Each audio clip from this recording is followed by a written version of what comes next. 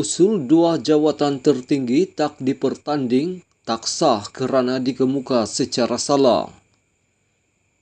Usul tambahan dua jawatan tertinggi UMNO tidak dipertandingkan yang diluluskan di Perhimpunan Agung UMNO PAU 2022 semalam didakwa tidak sah kerana melanggar peraturan parti itu sendiri.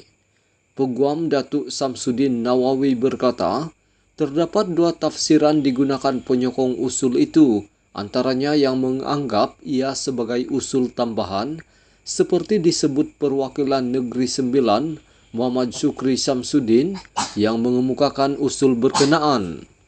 Selain itu, ada pihak menganggapnya sebagai pindaan usul mengikut perkara 20 dalam peraturan persidangan PAU seperti disebut Setiausaha Agung UMNO Datuk Seri Ahmad Maslan.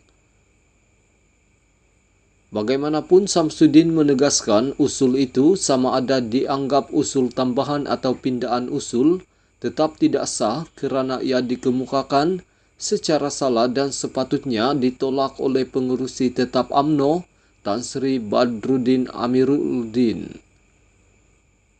Usul ini tak boleh dianggap pindaan usul kerana dalam 7 usul asal tidak langsung disentuh mengenai pertandingan dalam pemilihan parti.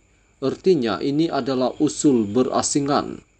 Jika usul berasingan atau dikatakan usul tambahan, cadangan dikemukakan supaya jawatan presiden dan timbalan presiden tidak dipertandingkan.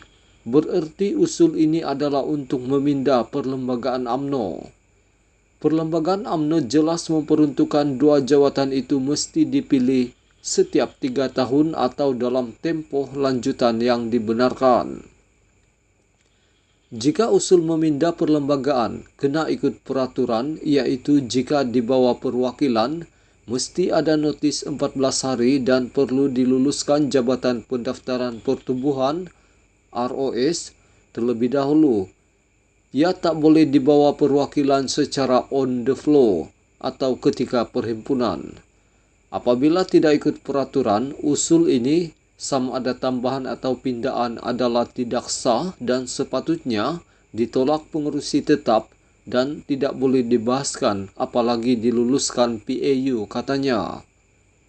Perwakilan bantah, kemarin PAU 2022 meluluskan usul tambahan supaya jawatan presiden dan timbalan presiden UMNO tidak dipertandingkan dalam pemilihan parti yang perlu dibuat sebelum 19 Mei depan.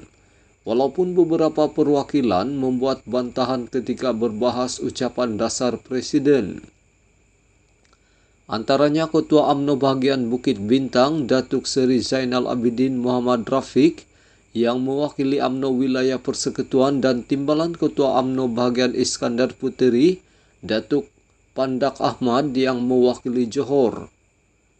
Mereka senada menegaskan usul tambahan itu bertentangan pasal 30 Perlembagaan UMNO dan perkara 10 Peraturan Persidangan.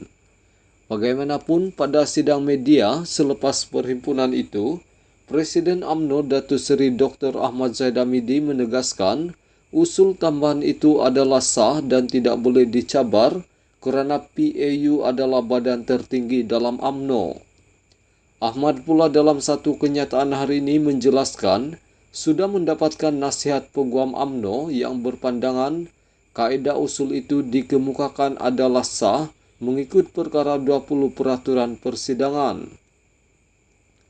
Mengulas lanjut, Samsudin memaklumkan status sebenar usul itu kini bergantung pada pendirian ROS, sama ada meluluskannya atau menganggapnya tidak sah.